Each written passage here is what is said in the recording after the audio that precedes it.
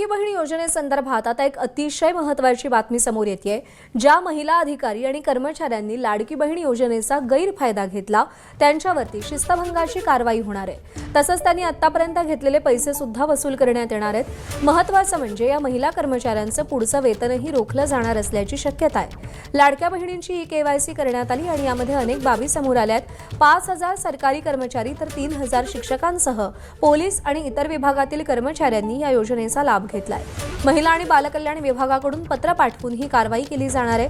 आतापर्यंत 2.5 कोटींपैकी 1,30,00,000 महिलांची केवायसी पूर्ण करण्यात आली आहे। त्यामुळे बोगस लाडक्या बहिणींची धाकधूक मात्र वाढलेली आहे। मुख्यमंत्री लाडली बहन मुख्यमंत्री लाड़की बहन ये जो योजना है उसमें हमने केवाईसी का प्रोसीजर ये 2 महीने पहले शुरू किया था। 18 नवंबर को उसकी आखिरी तारीख थी।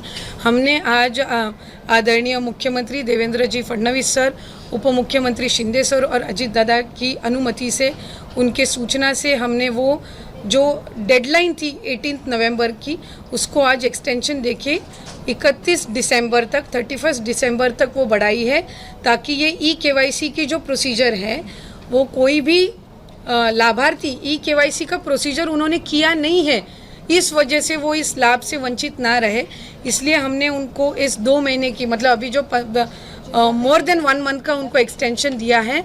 और मुझे विश्वास है कि इस एक्सटेंशन में ज़्यादा से ज़्यादा जो लाभार्थी केवाईसी से वंचित रहने वाले थे उनको ये जो एक्सटेंशन दिया है उसमें राहत मिलेगी। देण्यात आलेली आहे। अद्यापर्यंत केवायसी करणाऱ्या महिलांची संख्या किती आहे ही माहिती पडलेली आहे का? अद्याप किती महिलांचं केवायसी लाडकी बहीणमध्ये करण्याचं बाकी राहिलेलं आहे? आम्ही साधारणपणे 2 महिन्यापूर्वी 18 नोव्हेंबरपर्यंत केवायसीची प्रक्रिया पूर्ण करण्याच्या संदर्भामध्ये सर्वच आपल्या महाराष्ट्रातील लाडकी बहीण मुख्यमंत्री माझी लाडकी बहीण योजनेच्या लाभार्थी महिला ज्या आहेत त्या माता भगिनींना आम्ही त्या ठिकाणी सूचना केल्या होत्या।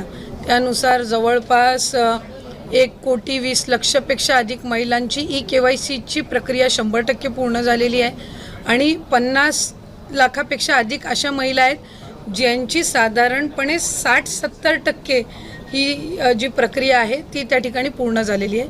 मधल्या कालावधीमध्ये अतिवृष्टी असेल, पूर परिस्थिती असेल, अवकाळी पाऊस असेल, म्हणजे मे महिन्याच्या पहिल्या आठवड्यामध्ये जो पाऊस सुरू झालेला आहे तो साधारणपर्यंत जवळपास 5 ते 10 नोव्हेंबरपर्यंत पाऊस सुरू होता। बऱ्याचशा ठिकाणी पुराची परिस्थितीसुद्धा होती, अतिवृष्टीसुद्धा झाली आणि त्या ठिकाणी महिलांचे काही असणारे जे कागदपत्र असतात, काही दाखले असतात, तर ते त्यांना म्हणजे पुराच्या परिस्थितीमध्ये सुद्धा तिथं काही भरपूरशा लाभार्थ्यांनी गमावलेले आहेत। त्या दृष्टिकोनातून आणि त्याचबरोबर ज्या विधवा महिला आहेत किंवा ज्या एकल महिला आहेत म्हणजे ज्यांचे वडील वारलेले आहेत पण डिवोर्स झालेला आहे किंवा अशा पद्धतीच्या ज्या काही बाबी आहेत तर त्याच्यामध्ये विनंती होती, सूचना होती। मधल्या कालावधीमध्ये आदरणीय मुख्यमंत्री देवेंद्र फडणवीस साहेब, दोन्ही उपमुख्यमंत्री शिंदे साहेब आणि आदरणीय दादांच्याकडे सुद्धा त्या संदर्भातली चर्चा करण्यात आली आणि 31 डिसेंबरपर्यंत आपण केवायसी करण्याची मुदत ही वाढवत आहोत। म्हणजे जेणेकरून ज्या काही जिथं अतिवृष्टी झाली, पूर परिस्थिती झाली तिथल्यांनाही महिलांना केवायसीसाठी त्या ठिकाणी अधिकची मुदतीतून त्यांना केवायसीची प्रक्रिया पूर्ण करता येईल।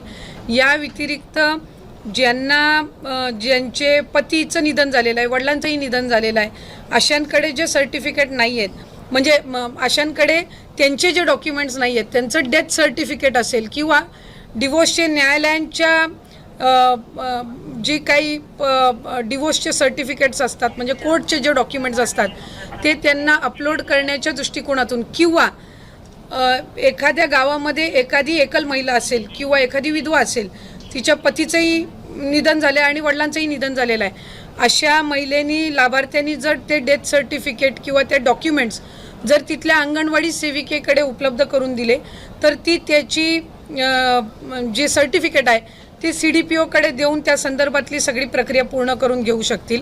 आम्ही आजच त्या संदर्भातला शासन निर्णयसुद्धा निर्गमित करत आहोत। त्याच्यामध्ये ज्या गावातल्या किंवा शहरातल्या तिथल्या अंगणवाडी केंद्र आहेत, ज्या अंगणवाडी सेविका आहेत त्यांच्याकडे त्यांनी तशा पद्धतीचे कागदपत्र सबमिट करायचे आहेत। इन द मीनवाईल त्या मध्यंतरी त्या कालावधीमध्ये आम्ही वेबसाईटवर पण तशा पद्धतीचं ऑप्शन हे देण्याच्या दृष्टिकोनातून आमचं काम हे सुरू आहे. रोज साधारणपणे 4 ते 5 लाख महिलांचं KYCची प्रक्रिया ही त्या ठिकाणी होत आहे. मधल्या कालावधीमध्ये थोडं 1-2 लाखावरती संख्या आलेली होती, पण नंतर पुन्हा एकदा त्या वेबसाईट आणि संबंधित विषयांवर काम करून आता ती पूर्वपदावर आलेली आहे.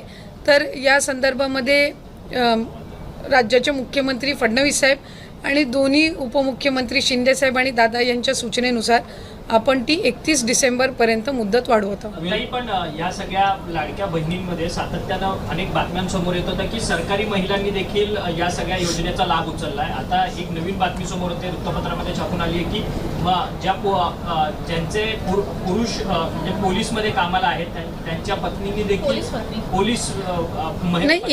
एक गोष्ट आपण ह्याच्यामध्ये समजून घेतली पाहिजे की जून 2024 ही योजना झाली. 1 जुलैपासून लाभार्थ्यांनी याच्यामध्ये फॉर्म भरायला सुरू केले. सरकारी नोकरींमध्ये जे असणारे लाभ घेणारे होते जवळपास 7 ते 8 महिन्यांपासून किंवा त्याच्याही आधीपासून जसं जसं विभागाच्या यंत्रणेच्या लक्षात येत गेलं तसं तसं त्यांचा लाभ तिथल्या तिथे थांबवत गेलेला आहे. 6-8 महिन्यानंतर ज्यांचं निदर्शनास आलेलं आहे त्यांच्या पगारातून ती ट्रेजरीमध्ये म्हणजे सरकारी तिजोरीमध्ये परत घेण्याची प्रक्रियासुद्धा जवळपास 6-8 महिन्यापासून त्या ठिकाणी सुरू आहे. आणि ज्यांना नवीन सरकारी नोकरी लागते, जशी पोलीस भरती जशी होते किंवा सरकारी नोकरी जशी लागते तसं ते डॉक्युमेंट त्या विभागाकडे देतात की आता मी या योजनेमध्ये पात्र नाही आहे. तर त्या पद्धतीने आपण ते अपडेट करत असो. जसं जानेवारी महिन्यामध्ये आम्हाला डेटा मिळाला नमो शेतकरी योजनेचा, साधारणपणे तो 5 ते 6 लाखाचा डेटा होता आणि मग त्या पद्धतीनं त्यांचा लाभ आपण 1000 रुपये त्यांना नमो शेतकरीचा आणि 500 रुपये लाडकी बहीणचा असा आपण सुरू केला. तसंच सेवार्थचं ज्या वेळेला आम्हाला 2500चा डेटा मिळाला आपण त्यांचा लाभ तिथल्या तिथंच फेब्रुवारी महिन्यातच आपण बंद करून टाकला. काही वेळेला असं होतं की प्रसारमाध्यमांकडे किंवा पत्रकार म्हणजे वर्तमानपत्रांकडे 2-2, 3-3 महिन्यानंतरचे केसेससुद्धा समोर येत आहेत आणि मग ते नव्याने आत्ताच झालेत अशा पद्धतीची त्या ठिकाणी एक म्हणजे संभ्रम निर्माण होत आहे. आम्हाला ज्या वेळेला सरकारी जिथं नोकरी लागलेली असेल किंवा काय हे जसं त्यांच्या याच्यावर अपडेट होतात त्यावेळेसपासूनच आपण त्यांचा लाभ देण्याची प्रक्रिया बंद करत असतो. जो 12,000 12,500 पुरुषांच्या संदर्भात पण होता तिथं काही अशा केसेस आहेत जिथं घरामध्ये महिलेची अकाउंटच नव्हती आणि त्यावेळेला त्यांनी पुरुषांच्या याच्यावर सुरू केलेलं होतं. नंतर स्वतःची स्वतंत्र अकाउंट आल्यानंतर त्यांनी ते अकाउंट बदलण्याचा सुद्धा प्रयत्न केला. आता त्या सगळ्या ह्याच्यामध्ये ही KYCची प्रक्रिया ही अतिशय उपयुक्त ठरणार आहे की याच्यामधनं लाभार्थी जे जेन्युइन आहेत ते 31 डिसेंबरपर्यंत एकदा KYC झालं की मग याच्यामध्ये अशा पद्धतीच्या कुठल्याही घटना ज्या 6-8 महिन्यापूर्वी झाल्या त्या होणार नाहीत.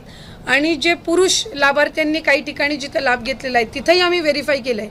ज्या वेळेला लक्षात आलं त्यावेळेला त्याच वेळेला तिथं त्यांचा लाभ वितरणाची प्रक्रिया ही थांबवण्यात आलेली आहे आणि ज्यांची नाही तर त्यांना दंड आकारण्याच्या संदर्भातली सुद्धा किंवा त्यांच्याकडनं ती जी रक्कम आहे ती पुन्हा एकदा वसूल करण्याच्या संदर्भामध्ये सुद्धा जो प्रस्ताव आहे तो विभागाच्या वतीने शासनापर्यंत जाणार आहे. पण ही ज्या सरकारी कर्मचाऱ्यांच्या कुटुंबाकडनं हा लाभ घेण्यात आलेला आहे ही रक्कम काही जमा झाली का किंवा त्याचा काही अंदाजित आकडा आहे का? अंदाजित म्हणजे साधारणपणे मी आपल्याला म्हटल्याप्रमाणे सुरुवातीच्या कालावधीमध्ये आम्हाला सेवार्थीचा आलेला सेवार्थी खरं तर 8,000पेक्षा जास्ती आहेत, पण आम्हाला तो डेटा जसा उपलब्ध झाला 2-2.5 हजारचा आम्ही तिथल्या तिथे ती प्रक्रिया त्यांना वितरित करण्याची थांबवली. साधारणपणे फेब्रुवारी महिन्यातली घटना आहे. सरकारीमध्ये पण बरेचसे असे आहेत ज्यांची सरकारी नोकरी लागल्यानंतर स्वइच्छेने त्यांनी आपलं जे चलन असतं सरकारी चलन याच्यातनं त्यांनी ती रक्कम परतफेड केलेली आहे. जिथं प्रशासनाच्या स्थानिक प्रशासनाच्या लक्षात आलं तिथं त्यावेळेला त्यांनी एकतर तो लाभ बंद केलेला आहे आणि जर त्यांना 3 महिन्याचा लाभ गेला असेल तर त्यांच्याकडनं दर महिन्याचं वसूल करण्याच्या संदर्भामध्ये सुद्धा प्रक्रिया केलेली आहे. त्यामुळे साधारणपणे ही जी संख्या आहे ही काही फार मोठी नाही आहे. म्हणजे तसं बघायला गेलं तर 1% पण आतली असणारी संख्या आहे आणि ती प्रक्रिया जी आहे ती आपल्याकडे ती विभागाकडे ती रक्कम परत येणार नाही. ती शासनाचं जे ट्रेजरी डिपार्टमेंट आहे यांनी जो एक ठराविक हेड आम्हाला ओपन करून दिलेला आहे ती त्याच्यामध्ये येते आणि मग ते शासन जमा होते. पण मराठवाड्यातील अनेक महिलांची जी कागदपत्रे ही प्रक्रिया सुरू आहे. म्हणजे ही कसं आहे जसं आता तुम्ही पोलीस भरतीच्या संदर्भातलं